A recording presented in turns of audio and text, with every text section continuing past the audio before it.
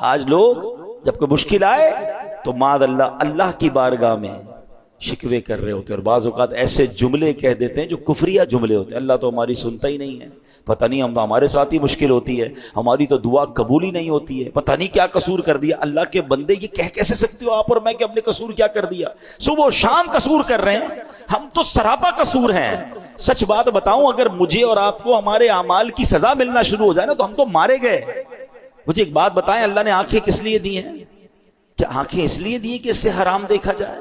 انصاف تو یہ ہوتا کہ بندہ حرام دیکھتا تو اندھا کر دیا جاتا۔ بھائی آنکھیں دی تو نہیں تھی نا اس لیے۔ آپ کیا کرتے ہیں اپنے آفس میں؟ آپ نے کسی آفس کے بوائے کو موٹر سائیکل دی یا سفر کے لیے گاڑی دی یا موبائل فون دیا کہ بیٹا یہ کام ہے، تم اس چیز سے یہ کام کرنا، اور آپ کو تھوڑے دنوں بعد پتا چلے کہ جو میں نے فیسلٹی دی ہے وہ اس کام کو تو کر ہی نہیں رہا، میری فیسلٹی کو یوز کر رہا ہے مگر میرا کام تو کر نہیں رہا۔ آپ کیا کہیں گے؟ بھائی گاڑی واپس دو، موٹر سائیکل واپس، جب تم وہ کام ہی نہیں کر رہے میں جس چیز کے لیے میں نے تمہیں دی تو پھر کس بات کی تمہیں یہ سب فیسلٹی دوں؟ اللہ نے آنکھیں حرام دیکھنے کے لیے نہیں دی تھی۔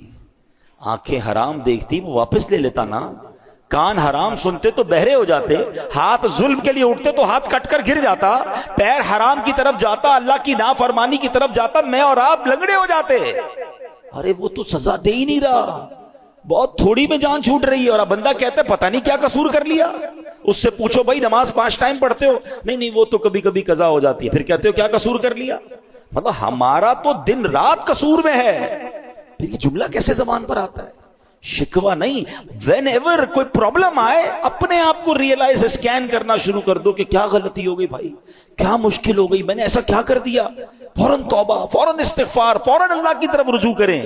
پھر دیکھیں انشاءاللہ رحمتوں کے دروازے پھر کھل جائیں گے۔ اللہ اکبر۔ ایک بار مسلمانوں کے پہلے خلیفہ حضرت ابو بکر صدیق رضی اللہ تعالیٰ عنہ نے بارگاہ رسالت میں عرض کی، اللہ پاک قرآن میں فرماتا ہے جو کوئی برائی کرے گا اسے اس کا بدلہ دیا جائے گا۔ تو حضرت ابو بکر نے کہا حضور ذرا یہ آیت کے بارے میں بتائیں، اس کا مطلب کیا ہے؟ تو نبی پاک نے فرمایا غفر اللہ لکا یا ابا بکرن، اے ابو بکر اللہ پاک تیری بخشش فرمائے۔ اے ابو بکر کیا لوگ بیمار نہیں ہوتے؟ کیا انہیں رنج نہیں پہنچتا؟ کیا وہ غمگین نہیں ہوتے؟ کیا پریشانیاں نہیں آتی؟ عرض کیا کیوں نہیں، یہ تو سب کچھ ہوتا ہے۔ فرمایا فہوا ما تجزون بہ، پس یہ ان کے اعمال ہی کا تو بدلہ ہے۔ یہ جو بیماری آئی، ٹینشن آئی، غم آیا، خوف آیا، کاش ہم یہ بات سمجھ جائیں۔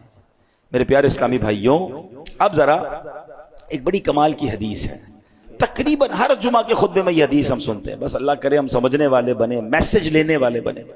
کیا حدیث پاک ہے؟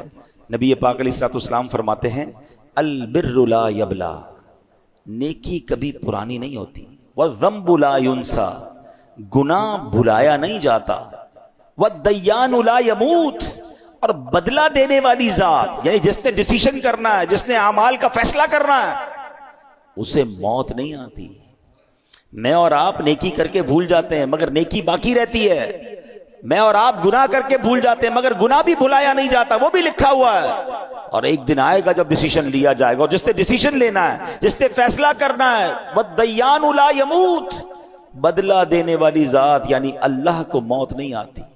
مگر اس حدیث کا جو اگلا پارٹ ہے نا، وہ ہمارا ٹاپک یہی ہے، اعمل ما شئت کما تدین تدان، جو چاہو کرو، اعمل ما شئت، جو دل چاہتا کرو، کما تدین تدان، پھر جیسی کرو گے نا ویسا ہی اس کا اجر پاؤ گے، ویسا ہی اس کا بدلہ ملنا، ٹٹ فور ٹٹ ہے نا، جیسی کرنی ویسی بھرنی۔